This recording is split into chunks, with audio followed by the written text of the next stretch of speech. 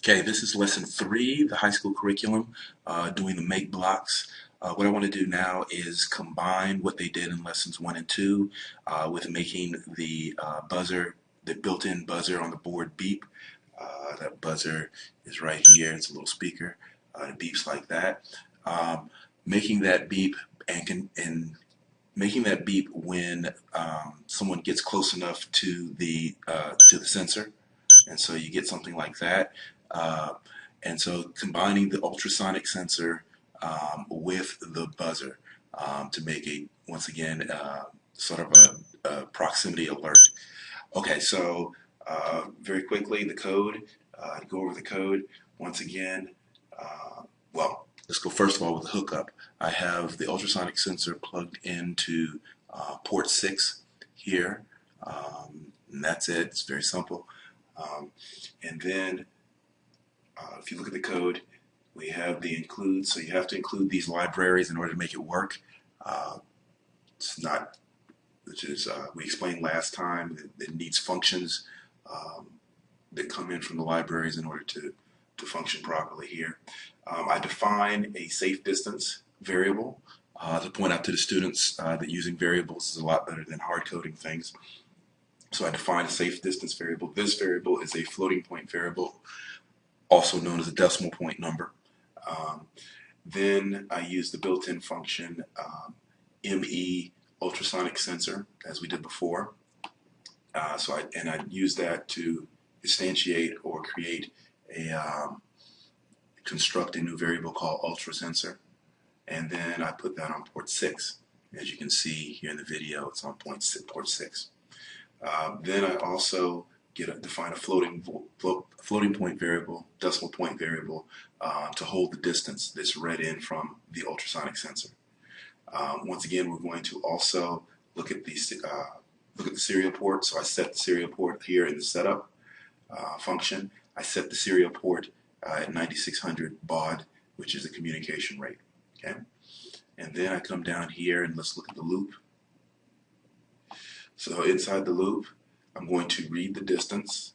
So on the object ultra sensor, which I created above, created up here. On the object ultra sensor, I run the distance method. So I'm going to get the distance in centimeters. I could have done distance inches, but this time I did distance centimeter. So this is how this will actually go out and read the distance from the sensor. Now keep in mind, it can only read a distance once every 1/10 of a second, or 100 milliseconds. So your loop can't go faster than 100 milliseconds, so you have to put some delays in here, which we'll see a little bit later.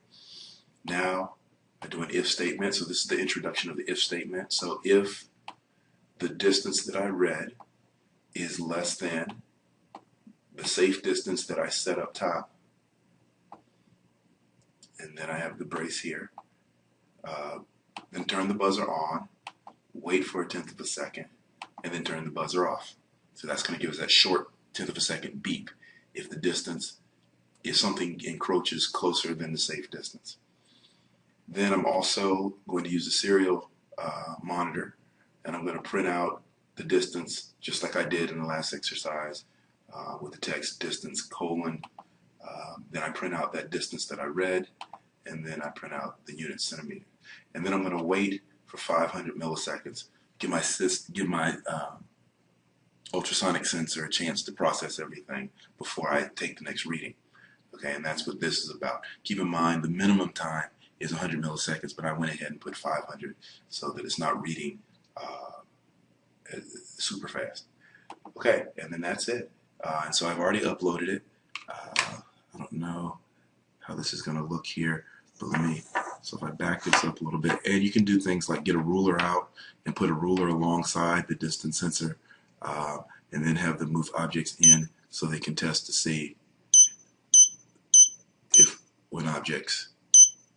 So the calibration of this, I'm not sure how accurate it is, but you get the idea. And putting a ruler alongside here and moving objects will allow them to test it. They can do the distance in inches or centimeters. And here it is with the serial monitor up. So every time I get a beep, I print out the distance, and so you can see this is anything around 6 centimeters. Right? So it's a proximity alert.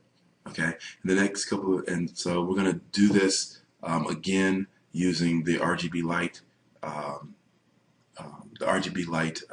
actuator, and we're going to use light as well as sound. So the next video is going to be talking about the RGB light actuator and how you get that to work, and then we'll come back and combine the buzzer, the light, the RGB light, and the ultrasonic sensor. All right.